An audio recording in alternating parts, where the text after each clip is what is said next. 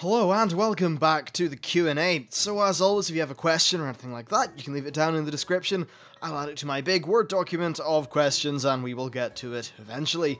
So kicking off today's show, we have Kyle Ketterman, who says, after the loss of so much strength in the Horde after the Siege of Orgrimmar, do you think the War Chief will be able to convince any of the alternate Draenor Horde to abandon their dimension and come to Azeroth to bolster our Horde? Perhaps the Iron Horde will drive them away or damage their planet and require them to leave en masse. Would the Akoa in Azeroth perhaps join the forces of the Alliance or Horde?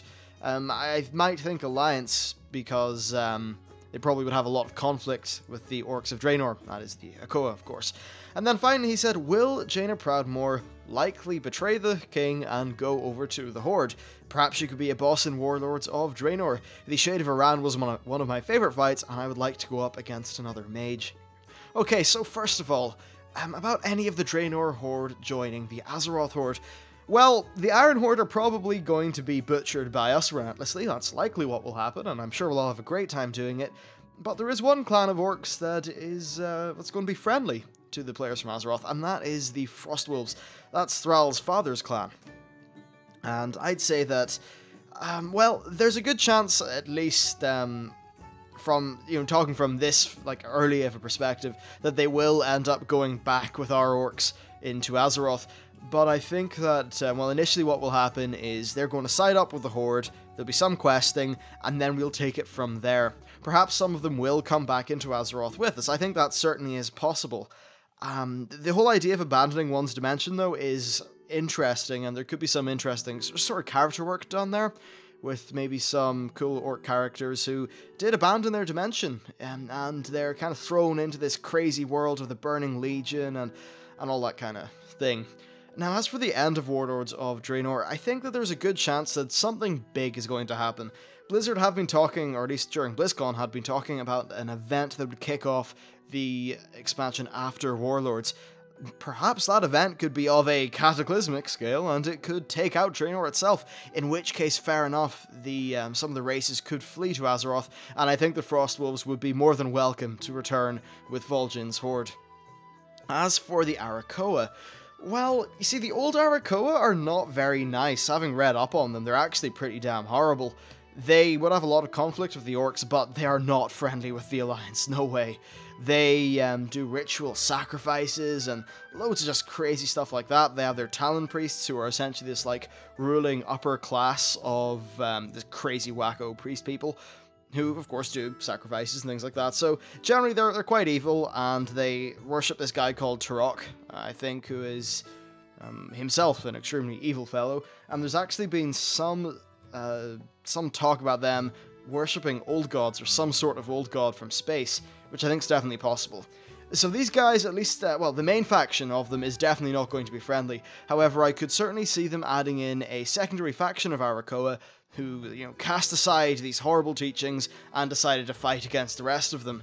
They could certainly make it back into Azeroth with the Alliance, though I'm not really too sure why. I don't think they could really do much story-wise with that, so I think there's more chance of Frostwolf orcs being integrated into Thrall's Horde than there is of Arakoa being integrated into the Alliance. As for the topic of Jaina, I don't think she's going to betray Varian and then, break off and try to kill orcs. Well, I'm not particularly sure if she will do that. Her character is very much in peril at the minute, and I think likely we'll find out a good bit more during the War Crimes novel, which will be coming out in, I think it's either early June or late May. Still though, I'm not too sure what I think of a story of her, breaking off and going mad, then being killed.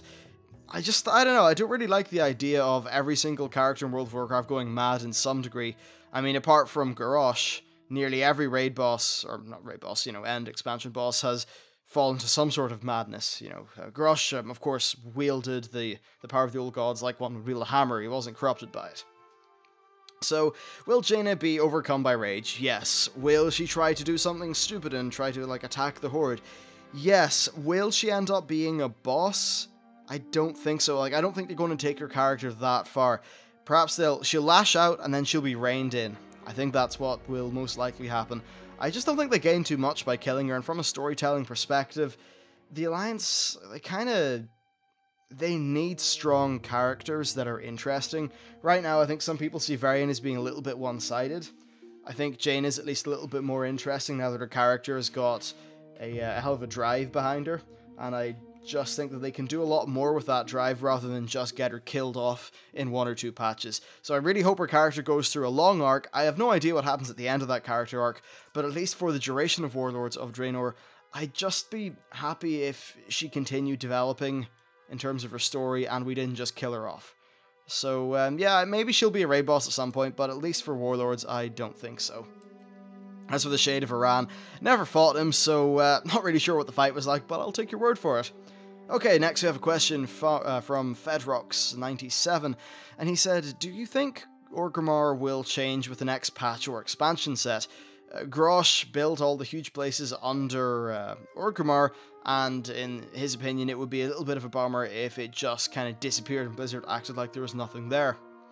Well, I think that we won't see that stuff, and the reason for that's because it's all desecrated by Old God Gloop, and it's just a reminder of a worse time, really. I don't think it will be opened up to players. So yeah, that is honestly what I think about the underneath of Orgrimmar. As for the rest of Orgrimmar, though, some of it was kind of militarized, and I'd imagine that a lot of the emplacements and things like that the Garrosh built will be removed over time by Vol'jin because they're no longer needed. And I think that it would be nice if Orgrimmar were to, at least in some sort of manner, reflect the change in leadership. Now, I don't mean turning it into, like, Troll Orgrimmar, but just removing some of the more warmongering things, and, you know, that's just that sort of general idea. De-escalate the war state of the city, if that's even a phrase that makes sense. So, yeah, that's the thing. Let's move on to the next question, which is from Balls of Tree, who said, for the next question and answer, how much time do you think we have left before World of Warcraft will basically just die out? We have a long time. This game isn't even halfway through its expansion set, or life cycle even. They've already said that they have plans for 2 more expansions, and I don't mean plans to do them, I mean they are currently working on plot details and concepting stuff for the next 2 expansions, and I think there will probably be multiple ones beyond that, because you know what?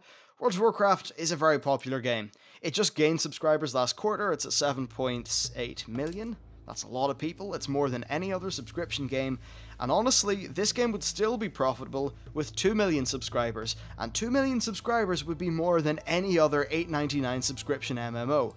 Perhaps ESO will surpass it, though I actually remain doubtful due to its pricing and some initial kinks that I think that game's going to have. So, World of Warcraft is not going to die out anytime soon. I'd say it could be 15 to 20 years from now. So maybe when the game's 30, it will die for good, but it's going to go kicking and screaming. You know, there'll be expansion sets, and then maybe we'll go free to play, and then maybe the game will just kind of run on limited capacity for a while, and then it'll finally be shut down. If you look at some other games, like Asheron's Call is 15 years old, it's still going. Ultima Online, I'm pretty sure it's still going, in some sort of incarnation. The original EverQuest is still going. Damn, some of these games are going to be approaching 20 years of age soon, and they're still fine. And one of the great things that World of Warcraft will benefit from is that it's got, I think, a timeless aesthetic. Okay, graphical fidelity isn't massively high, but it's so stylized that I think it will stand the test of time very well. Honestly, if World of Warcraft is the only game you ever plan on playing, well, you're definitely going to have a game to play for a good few years to come. Next, we have a question from Sep Tarian, and he said, what are the chances of Anduin being captured and corrupted by the Burning Legion, and then maybe they turn him into a warlock or something worse, maybe sending him to kill his father and Velen, or perhaps even forcing him to be a new Lich King, or, you know, something like that. Well, I like the idea of Anduin being captured, beaten the absolute living hell out of, and then actually having him develop as a character, because he's one guy who has not responded to any of the things that have happened to him, unfortunately. You know, like his father died, and you'd hardly really notice.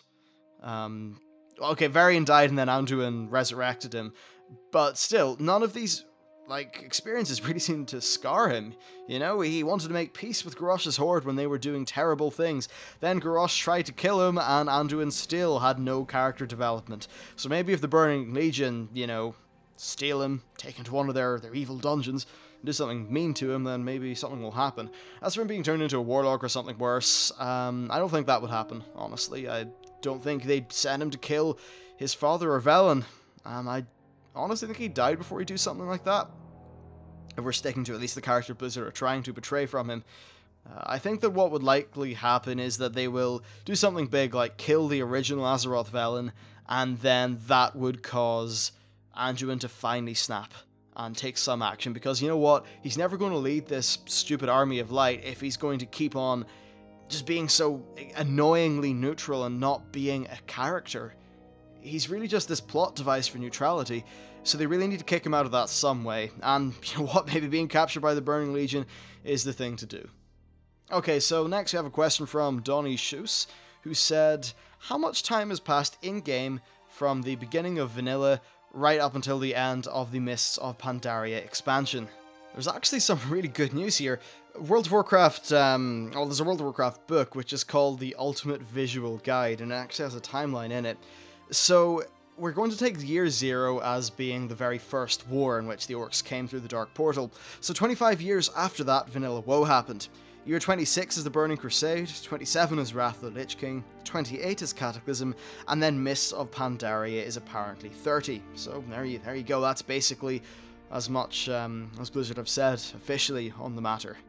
Let's round off today's Q&A with a question from Nick Chirenza, I think?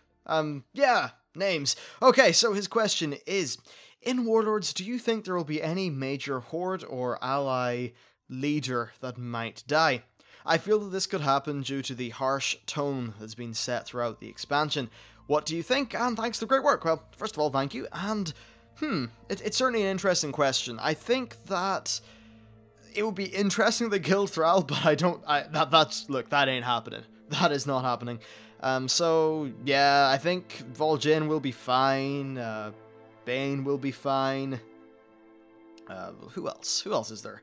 Lorthamar, I think he'll definitely be okay. The Goblin dude, he'll be fine. G Firepaw, we know, survives. Undead, now, Sylvanas, I think she's probably going to die at some point. I don't think it'll be Warlords of Draenor, though. I know what's going to happen. I will have managed to forget one of the Horde races, and people will murder me in the comments. So yeah, I don't think any of the Horde people will die. As for the Alliance, I think Varian's going to live, for sure. Jaina, well, because she's been going mad, there is potential for her to die, but I don't think that will happen. Yeah, just thinking. I think Gelb and Mekatork is going to be grand. Let's move on. The dwarf leaders, they'll all be fine. The panda, the Alliance panda, she'll be fine. I mean, I don't know. I don't think a great deal of them will die. As for Velen, Velen, like, you know, himself that we know, I think he'll be fine, actually. And yeah, just in general, Toronto will be fine, Malfurion will be fine. I just can't see, like, a reason for them to kill off many of the Horde or Alliance leaders for this expansion in specific. I know that it'll, you know, be us kind of going in some sort of big crusade, but honestly, we just don't know enough about the nature of the Orcish attack on us. We don't really know enough about what characters will be participating. You know, who will be leading the attack on Draenor? Maybe Sourfang will go, or Eitrig will go, and one of them will end up dying. It's just so hard to say, really. It's an open floor at the minute, and I'm not really... I just don't have a strong enough inclination as to who may die. Though a leader dying could be kind of interesting, in terms of the power vacuum it would leave. But I don't think any fan favourites will die. I think MMO storytelling is definitely different from a lot of other forms of storytelling, and killing off Varian or Thrall or, you know, some character that people actually like, or at least a character that provides a lot of exposition and story, I just don't particularly think that would make sense for this expansion. I can definitely see Anduin or Velen dying at some point, not in Warlords, but perhaps in that final, you know, confrontation with the Burning Legion. Maybe at that point Velen's already dead, and Anduin has to make some sort of ultimate sacrifice deal. Though honestly, I don't really want that to happen from a plot sort of perspective, because I think it should be, you know, us heroes that do the work, not Anduin doing some sort of big shiny thing and, you know, dying to take out the Burning Legion. Yeah, I don't know. It's weird, honestly. MMO storytelling is just a whole different kettle of fish. If this was The Walking Dead or, you know, a TV show, or even any other kind of game genre, then maybe I'd have a more definite answer for you. Anyway, that is it for today's Q&A. I'm going to go and fall asleep because it's currently 3:30 in the morning. Yay. So then, if you want to help out the channel, you can check out my Patreon page. It's basically like a twitch.tv subscription for YouTubers. If you go over there, I'll be starting up a monthly stream and a monthly, sort of Q&A that is basically an AMA style kind of thing. I'll put YouTube videos of that up. If you want a question, then Patreon it. So there's that.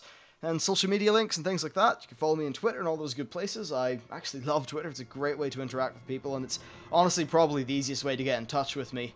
So, yeah, that's all that stuff. Thank you very much for watching. I hope you enjoyed today's episode, and I will see you next time.